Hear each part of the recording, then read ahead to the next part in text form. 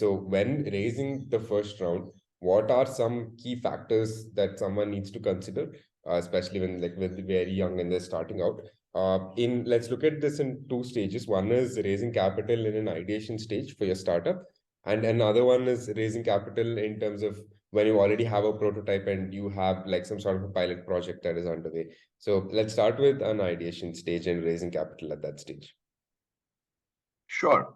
So, Pawan, I mean, the raising capital at an ideation stage, especially for, let's say, younger people, folks who are just out of college or maybe a couple of years out of that, tends to be a little bit harder.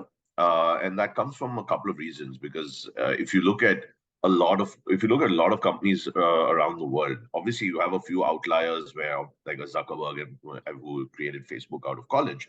But by and large, a lot of companies, successful long-term companies, tend to be created by people who've had a little bit of work X under their belt. And that comes from two factors. The first one is you actually know problems to solve.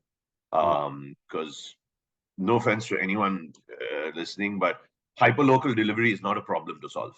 mm, Hyperlocal delivery is a symptom of too much capital in the market and has no unit economics. Problems to solve are genuine. Something like, hey, can I build a software to actually do ERP accounting for restaurants? That's one of my first companies that I invested in, called Posist. Was husband and wife couple. They had just had uh, enough success in business to just wake up one day and say, let's buy a bar. mm, They were losing money consistently, and then they built an ERP solution to manage their restaurant. And they realized that there was actually theft, and they were using this software. They could prevent it. And today they run a restaurant software company called Posist, mm, and it's pretty much used across the world.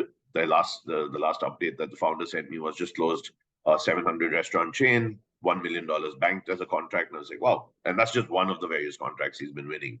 So when it comes down to raising capital, going back to your original question, as a young founder, I think the one of the biggest piece of advice I could give is maybe get a little bit of experience under your belt.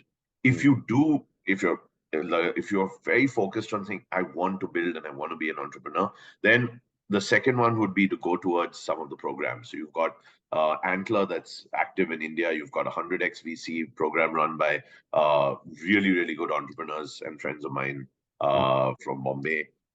These are kind of programs exist to help entrepreneurs at these early stages. And yeah, and sorry, so that would be my first piece of advice. The Just to add on to that would be, you you'd read a lot of entrepreneurs tend to say, hey, you know what, I'm reaching out. Yeah, I'm going to talk to this VC, that VC, XVC, and they get damn excited when they speak to some analyst. That's their job. Analysts exist to talk to everybody in the ecosystem. They're paid. Their KPI is to pick up, answer the phone, and speak to everybody. It doesn't mean that this is going to move forward.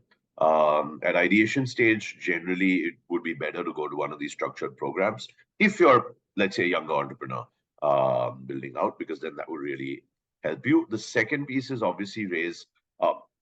Traditionally, like you always raise your first round from three Fs, and this is a fairly common one. It's friends, family, and fools. So people who believe in you enough and believe in whatever you're trying to do enough in the beginning to seed you with some capital. If you have some traction, if you've actually built out a product, if you've got users, especially paying users, then raising is significantly easier.